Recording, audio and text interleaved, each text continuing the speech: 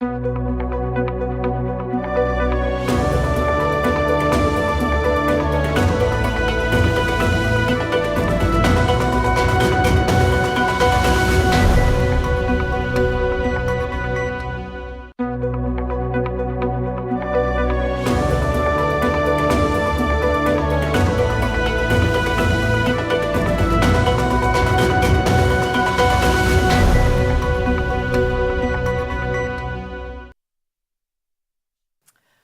evening, you're welcome, and thank you for joining us on the news updates. We are coming to you live from Stephen Amate close in Nima, and also streaming live on YouTube at Daily Guide Network. My name is Thomas Sath, and these are the headlines. Coming up tonight, Upper East NPP launches Lions of NPP Security Group. Also, 1,300 applicants tested positive for HIV, Muntaka reveals.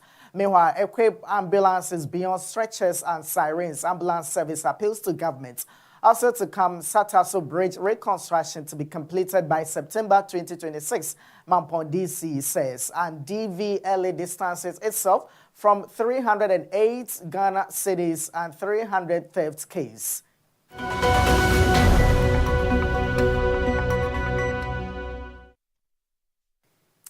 We have the details of our top stories and more in business, sports, and the international front. All coming up in the next hour. Please stay.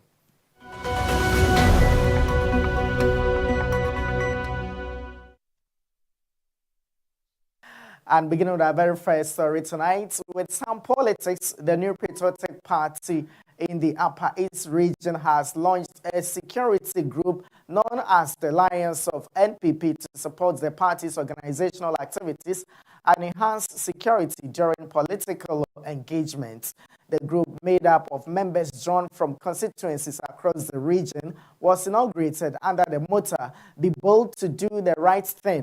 Its stated objectives include protecting party interests, supporting internal activities, and providing security assistance at both constituency and regional levels. Speaking at the inauguration, the Russian branch chairman of the NPP and the leader of the group, Aduri Anthony, said the initiative was driven by a desire to contribute to the growth and success of the NPP rather than serve personal. Just recent ended election, I witnessed it.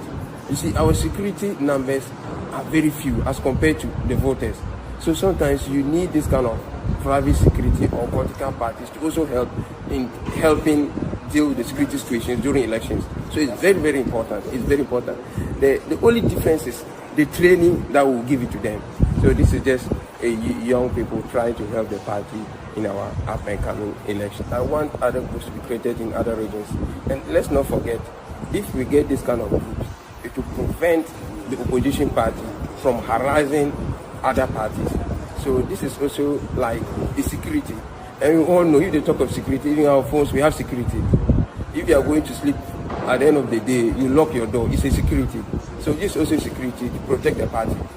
Right, to protect the party from miscreants or those who want to misbehave in the party.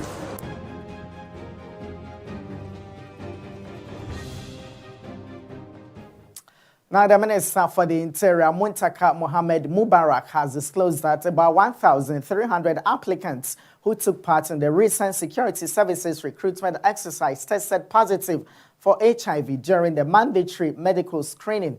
He made a revelation when he appeared before Parliament's Assurances Committee earlier today. According to him, the applicants were identified during the medical screening stage of the recruitment process, raising concerns about how such sensitive health information should be communicated to affected individuals. The recent recruitment, we had, I think, about 1,300 or so that were on HIV. And then they said, can you imagine sending somebody a resource, they're telling the person that you have HIV? I mean, that's not the procedure. The person has to go through some orientation. So one of the things that we did was simply to say that when you get disqualified, you are given a contact to reach out if you are interested in knowing the details. Then when you call, then they assist you to let you know. Because interestingly, some of the things that we realize are treatable. So people need to know and then also get treatment so that subsequent recruitment they could join. So you need to know, it's of interest for every person that got disqualified to be interested in knowing what was the cause, so that at least you'll be able to those that you can treat. I mean, hepatitis B, if you have cardiac issues, maybe you've had some major surgery, drug, mental, and all that. A lot of it, some of them, I believe, you would help you be able to get out of it, especially those who had mental issues. People may not even know that they are having mental issues. But these are things that are easily treatable. So we encourage everybody to try and reach out. Don't just say because you've been discovered, you are no longer interested. Be interested, because it may be something minor, it may be something major. Whichever it is, if you get to know, it will be of great interest.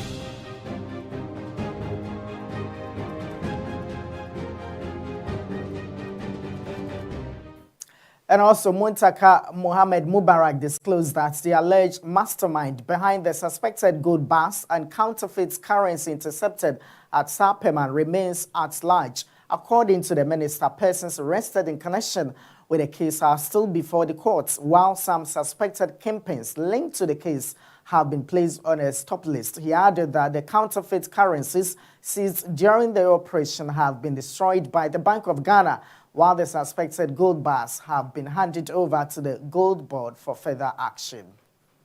Rightly so. You know, one of the things that we do from the security agencies, if we bust foreign currency, it's something we'll have to hand over to Bank of Ghana. If we bust gold, we hand it over to Gold Board. Unfortunately for us, the lead person in this, the real owner, had escaped. But those that were arrested are still being prosecuted. And the Bank of Ghana also told us that when they picked those foreign currency, they were also fake. So they have since destroyed them. So, but the prosecution is ongoing. And I know the subsequent one will have been about the names. Because some of the kingpins have still not been, some of them will put them on stop list, hoping that any day that they try to re-enter the country, we'll get them.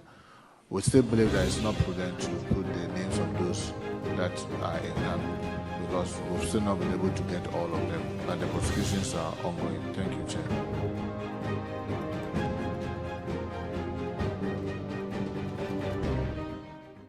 And away from that, the Chief Executive Officer of the National Ambulance Service, Dr. George Kojo Owusu, has called for increased investment in pre-hospital emergency care to improve patient survival. Now, speaking at the National Ambulance Service's 2025 Annual and 2026 Media Performance Review in Accra, Dr. Owusu said ambulances should provide life-saving care, not just transport patients to hospitals. He also appealed to government and partners to invest in ambulances, technology, and personnel, while urging the public to call 112 early during emergencies and give way to ambulances on the road. So what does beyond transport mean for us at NAS? It rests on 3 pillars. First, strengthening pre-hospital emergency care. Pre-hospital care begins the moment you dial 112. It starts with our call takers giving CPR instructions to the panicked father. It continues with our EMTs making clinical decisions before the hospital gates. We are moving from basic first aid to advanced life support. That means training our medics to manage airways, control catastrophic bleeding, treat cardiac arrest, and recognize strokes on scene. It means equipping every ambulance as a mobile emergency room with defibrillators, oxygen, suction, trauma kits, and essential drugs, and not just a stretcher and a siren.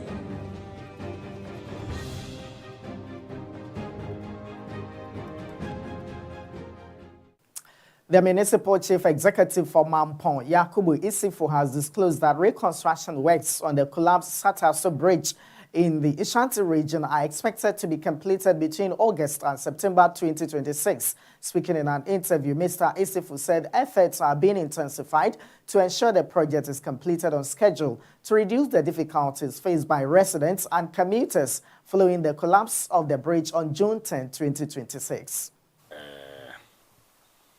I don't know when you came there, you've seen the improvement. And we've created a temporary access there. Even if it rains heavily today, at least there is also an alternative. When you are coming from Kumasi, you can pass by Wiamoase. Then from Wiamoase to Bepoase, from Bepoase to Chichiwere, from Chichiwere to Anyinesu, Manyinesu to Sachadumase, and then from Sachadumase to Aframso.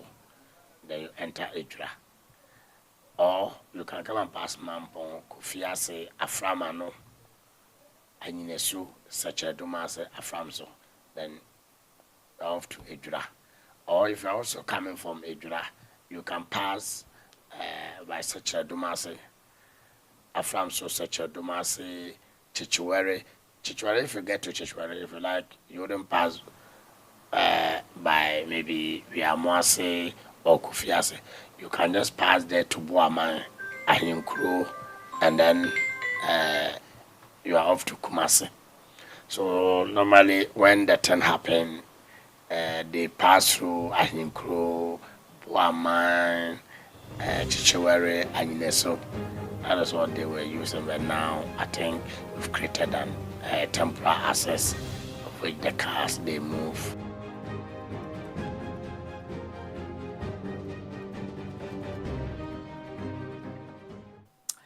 Moving on, the Driver and Vehicle Licensing Authority has clarified that the person accused of allegedly stealing 308,300 Ghana cedis through unauthorized mobile money transactions was engaged by the authority on a contract basis. The clarification follows a court case involving Ebenezer Gatti, a former national service person attached to the DVLA, who has been charged with stealing after allegedly transferring funds from a DVLA administrative officer's MTN merchant account to his personal mobile money account. Gatti, who appeared before the Accra Circuit Court, pleaded not guilty to the charge. However, reacting to reports on the case, the DVLA said the alleged amount involved did not belong to the authority and was not taken from any of its accounts. In a statement issued today, the authority explained that the case was a personal dispute involving individuals and was not related to its official operations or finances. It urged the media and the public to exercise caution in reporting the matter to avoid creating the impression that DVLA funds had been misappropriated and assure the public that its financial systems remained secure and its operations continued without disruption.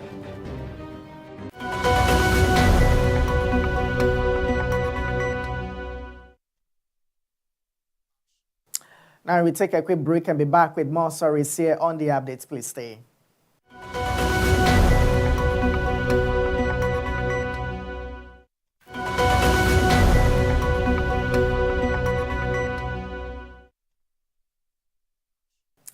Welcome back. You're still tuned into the news updates on DJ. I'm Thomas Arthur. We're also streaming live on YouTube at dailyguidenetwork.com. Now moving on to some other stories. A court hearing in a case over the alleged unlawful demolition of Heaven Investment Chapel International Building at Amrahia Dairy Farms failed to be called for hearing after the matter was not listed in Monday's case list. The claimants accused Clemens Jatu, Jolly Homes and Global Delivery Limited of carrying out the demolition without a court order or even prior notice, alleging that the action was backed by influential state actors. According to representatives of the claimants, the case was initially scheduled for Friday but was affected by the public holiday. Now, lawyers of Heaven Investment Chapel International are working with the court registry to secure a new hearing date. On 14 June 2026, some affected residents and members of Heaven Investment Chapel International at Oyarifa protested against what they described as alleged unlawful demolition of their residential and church buildings by Clement Jatu, Jolly Homes and Global Delivery Limited, accusing them of acting with impunity through the use of state-funded security. They allege that Clement Jatto, Jolly Homes, and Global Delivery Limited claimed their unlawful acts is backed by the presidency as well as other influential state actors. Now, according to them, these allegations have been given credence after repeated petitions to the Office of the President, the Criminal Investigations Department of the Ghana Police Service, and other relevant authorities have proved futile. Now we go to the phone line to speak to lawyer Bernard Bafor Amwa to get more updates on the court hearing yesterday. Good evening, sir, and if you can hear me, thank you so much for joining us on the news updates. Good evening, and thank you for having me. Right, so Counsel, we understand the case on the alleged unlawful demolition of Heaven Investment Chapel International Building failed to be called for hearing after the matter was not listed in Monday's case list. Was there any reason the case wasn't called? Okay, thank you very much for the opportunity. And let me use this avenue to say a good evening to your viewers and your cherished listeners. So anytime you apply for a matter in court in respect of human rights issues, after 21 days, you are supposed to issue a hearing notice the parties that you intend to win them. In this case, we call them the respondents. When the time was due, we issued hearing notice. But unfortunately, it fell on a holiday, which was last week Friday. Normally, what happens is that, or it is the convention or is the practice in our legal fraternity that anytime a matter is listed for a particular day and a holiday, you are pushed it to the next available working day. So in this case, it was pushed onto Monday. Mostly, what happens is that it is on a case-by-case basis, depending on the number of cases the court has for that particular day. Because, mind you, your case was not supposed to be part of that day. It is just by convention that it was added onto that day's list. Okay. So what happened was that when we got to court, of course, we got there. Then when we got to court, our matter was not listed on the court's list for that day. And that is not fatal. That is not fatal at all. Like I explained, it is dependent on the number of cases the court has on that day. Okay. So we checked for the court list for Monday for both courts. The human rights courts are two. We checked and it was not there. So what we intend to do is that we will go back to the docket session, try and see why our matter was not brought there, and should we get response from them, we will issue another hearing notice to the respondent. And this time on, we are praying that it will not fall on a holiday, and then they will be made to come back to court. So basically, that was what happened yesterday when we went to court. Interesting. Thank you so much. I think that explains everything. But just briefly before you go, so it means that there is actually, or essentially, no particular, outfit to be blamed for what happened. Well, so we will not say there is no particular outfit to be blamed. We have seen a particular entity undergoing demolition exercise at the Amahia residence area. We have seen them, they put out notice, so we know them. So yes, we know there are entities that are engaging in that. As to whether or not their actions are backed by law, or as to whether or not their actions are actually mandated, or they have been given the requisite authority to do what they are doing, is a question for the court. For them, they came as an entity legally mandated to do what they are doing. But then our position is that whatever it is that you are required to do, once it borders on human rights, you should be able to go to court. Now, we are saying that we have purchased a land with our hard-earned money. We have put up structures on it. You came and then you said that the land belongs to you. So we should come back to regular rights. The simple tenet of law, basic, is to give the other party a hearing. Now, once you have come, that we should come to you for regularization, you gave a number of days, 21 days. All other things being equal, if that number of days has not been exhausted, you cannot take any action. Very well. So the action was, the notice, was put out less than 5 days. You came to do a demolition. Assuming, without admitting, that the land even belongs to you and somebody has encroached it, you should go to court to seek redress and not take matters into your own hands. Very well. That's demolition thing. That's clear. That's clear enough. So thank you so much, lawyer Bernard Bidakon. So it means that as we speak, there is no clear date for the hearing of the case, and you are still working with the court registry. As it stands now, no.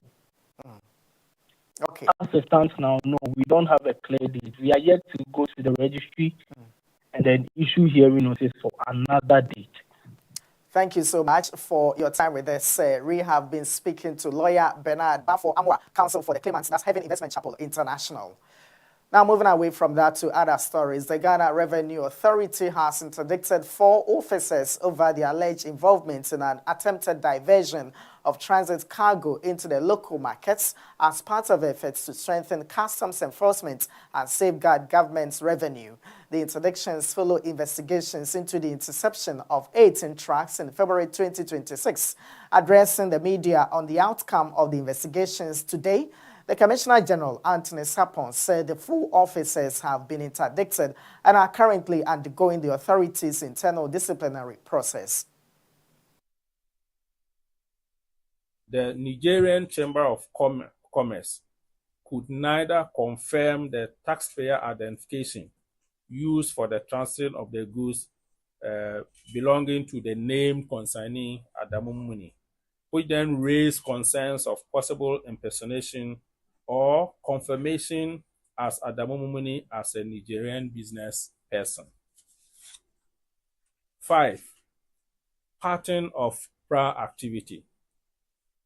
A review of ICOMS, which is our base platform for trade facilitation records, identified 44 previous transit declarations linked to the same consignee Adamu Mumuni over the past few years, with several process transactions without accompanying bill of lading that showed similar irregular exit patterns at Kulungugu, suggesting that the interceptions that we made at the Pond area may not be an isolated incident.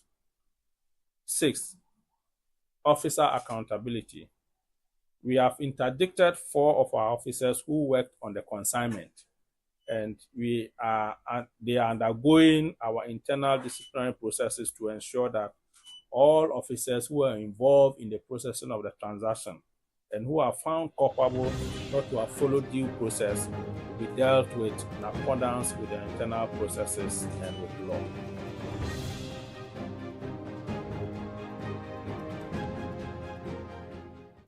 Now, the Auditor General has uncovered the payment of more than 7.4 million Ghana cedis to 4 deceased pensioners, raising fresh concerns about weaknesses in Ghana's pension administration system. The revelation is contained in the reports of the Auditor General on the public accounts of Ghana, that's ministries, departments, and other agencies for the year ended December 31, 2025. According to the report, a total of 7,494,975 Ghana cedis, 34 pesos was paid to 4 pensioners after the deaths between February 2019 and March 2026, contrary to Regulation 88 of the Public Financial Management Regulations 2029 or 2019 actually.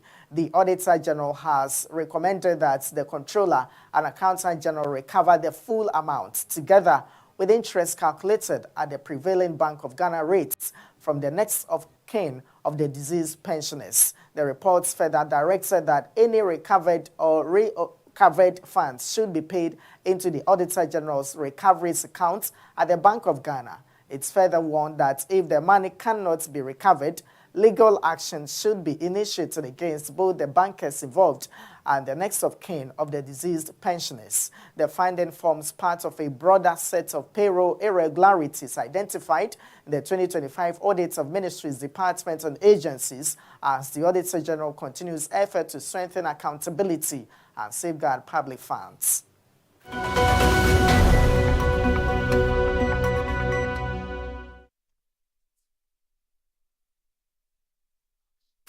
Let's talk about some sports. Tonight, Director General of the National Sports Authority, Yaw Ampofo-Ankrah, has raised concerns over Ghana's readiness to host the upcoming U20 Africa Cup of Nations, citing inadequate infrastructure and poor maintenance of key facilities. His remarks come amid growing public criticism following viral images of groundsmen working on the Baba Yara Sports Stadium pitch using methods that have drawn widespread scrutiny. Now, 2 months ago, the Confederation of African Football officially awarded Ghana the hosting rights for the Total Energies CAF Under-20 AFCON in 2027. However, Ampofo-Ankrah says the country is currently not in a position to stage the tournament unless urgent steps are taken. In an interview, he attributed the situation largely to insufficient funding for the upkeep of the Accra Sports Stadium and other sports and facilities. Now, meanwhile, the NSA has revealed that a foreign firm has been engaged to assess the condition of the Accra Sports Stadium. He concluded by noting that experts and engineers will soon provide a clear direction on the stadium's future, expressing hope that the process will not delay urgent action.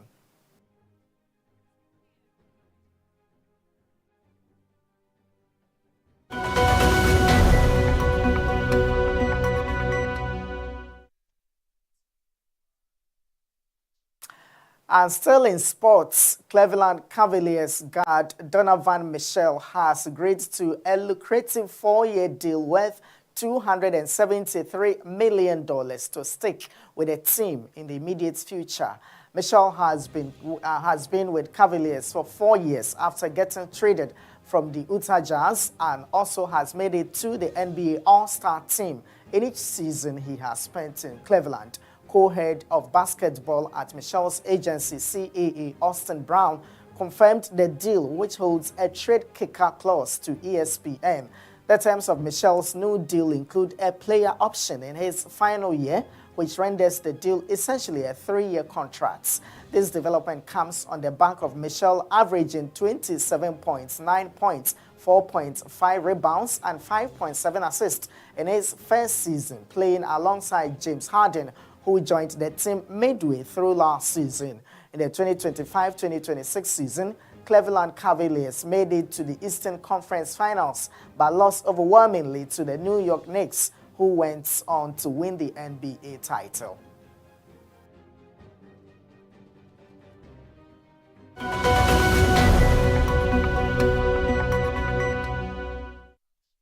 Now away from sports to the foreign front, and on the continent, Zimbabwe has restored electricity to most of the country following a nationwide blackout caused by the collapse of the national grid on Monday evening, according to the state-owned Zimbabwe Electricity Supply Authority. The utility said the network failed at 6:24 p.m. local time, plunging homes, businesses, and public services into darkness across the country. By 10 o'clock p.m., electricity had been restored to most major supply points after engineers brought power back using electricity from 4 generating stations, including imports from South Africa's Eskom. Despite the progress, restoration efforts continued today in parts of the capital, Harare, where some customers remained without electricity. ZESA said engineers were working to restore and synchronize generating units at the coal-fired Hanje Power Station in northwestern Zimbabwe, a key source of electricity for the capital and other regions. The utility expressed confidence that the remaining affected areas would be reconnected once the work was completed. The latest outage has renewed attention on Zimbabwe's long-standing energy problems, which have resulted in frequent power cuts in recent years. Despite its abundant natural resources, the country continues to struggle with aging transmission infrastructure, limited investment, and insufficient electricity generation capacity, With demand continuing to outstrip supply, the latest grade collapse highlights the urgent need for investments in generation capacity and transmission infrastructure to improve the reliability of Zimbabwe's electricity network.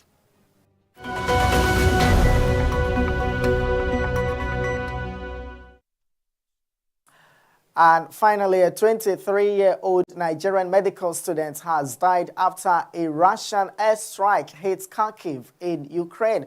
Just days before she was due to graduate, Nani Adobe Marian was struck on June 29 when Russian forces dropped aerial bombs on Kharkiv's Kolonohesky district, according to local reports. She was critically wounded when doctors treated her first in Kharkiv, then transferred her to Germany for specialized care. She died there on Sunday, July 5, after medical teams on 2 continents had tried to save her life. Kharkiv National Medical University confirmed her death in a statement, remembering her as bright, sincere, and deeply committed to helping others. She has studied at the university since 2020. Along the way, she completed internships at the University of Cambridge and at Brunel University in Turkey.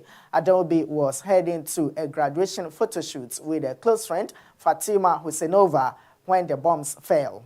Fatima died instantly at the scene, while Adobe survived the initial blast, but not the injuries. At least 12 other people were wounded in the same attack, officials say. Kharkiv's regional prosecutor's office also offered condolences to her family, noting that doctors fought for her life until the very end. Adobe's death adds a name and a face to a war that has claimed thousands of civilian lives. She was one exam away from becoming a doctor.